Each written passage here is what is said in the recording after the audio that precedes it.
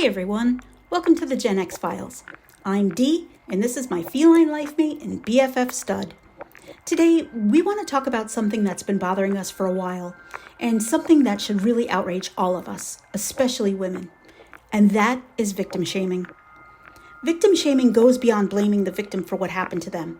It involves ridiculing or criticizing them for how they handled the situation, how they lived their lives, or even how they looked.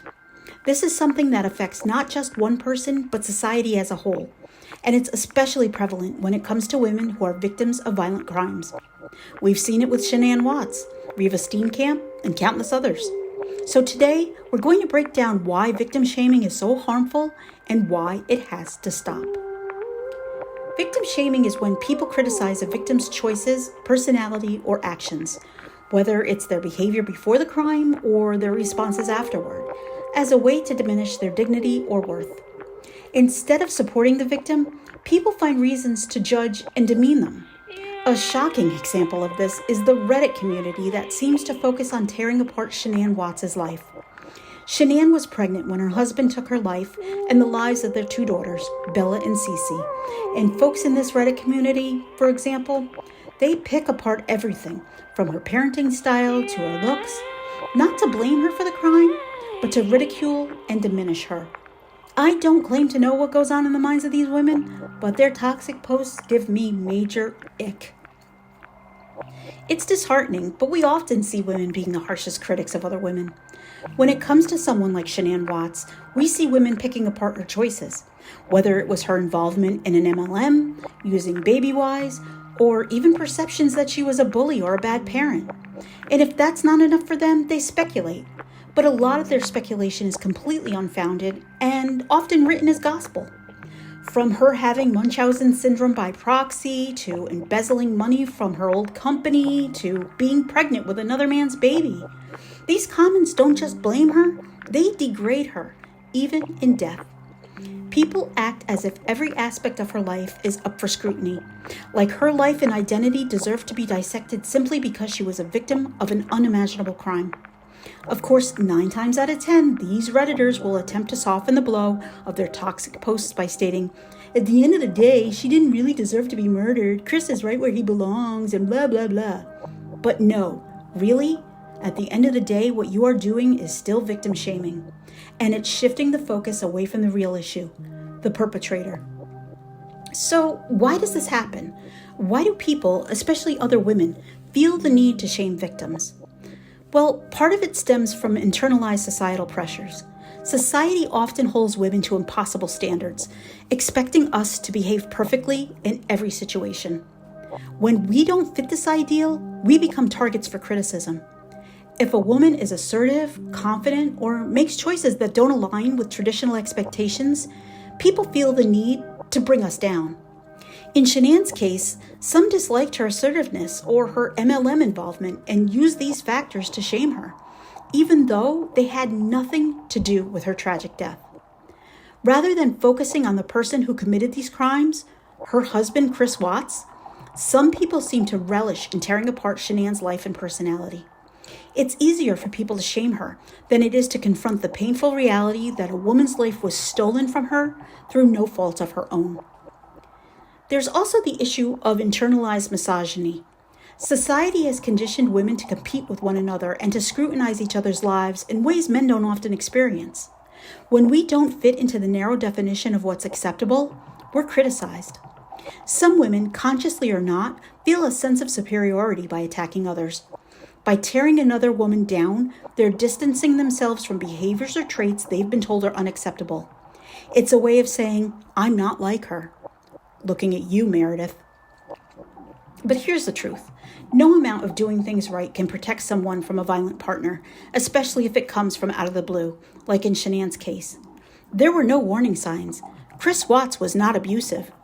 It's a hard truth that no one wants to face, but it's crucial to understand. Hi everybody. Horrible lighting.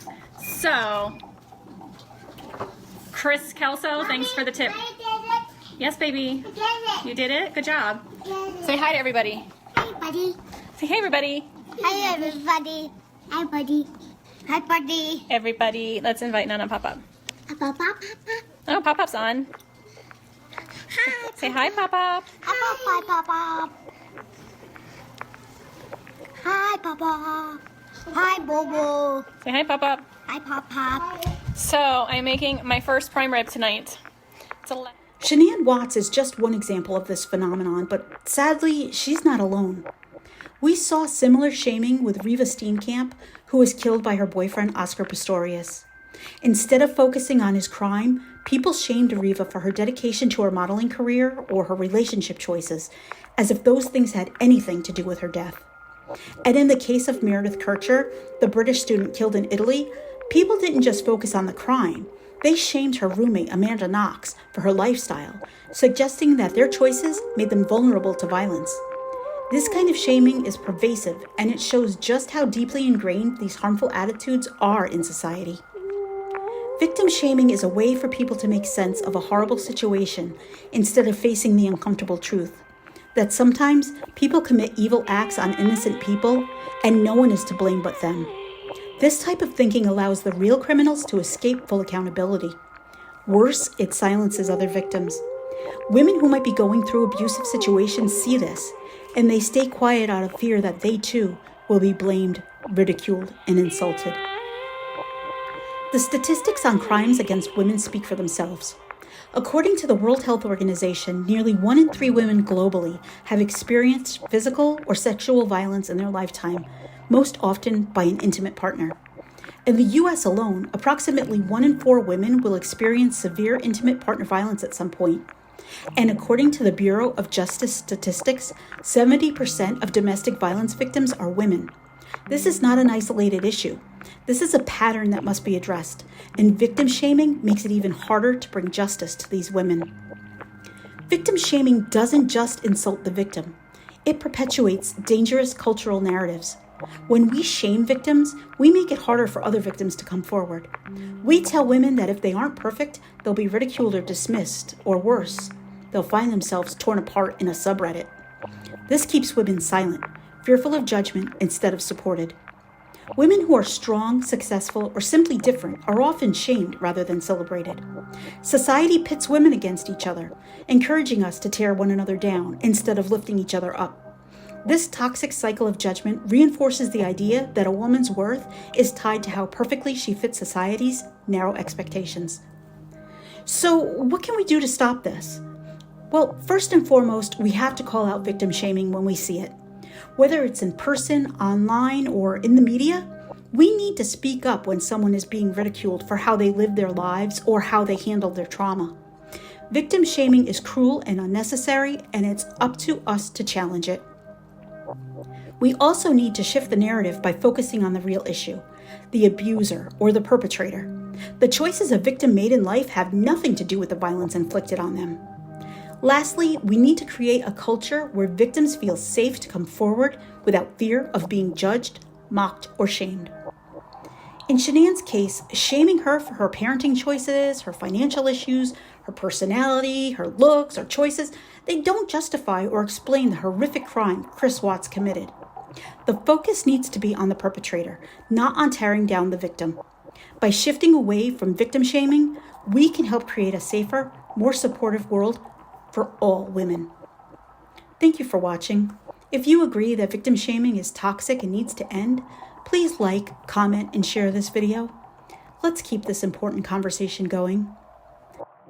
In the meantime, I'm going to go take a bath and scrub off all the filth of that subreddit I got on me. TTFN, ta-ta for now.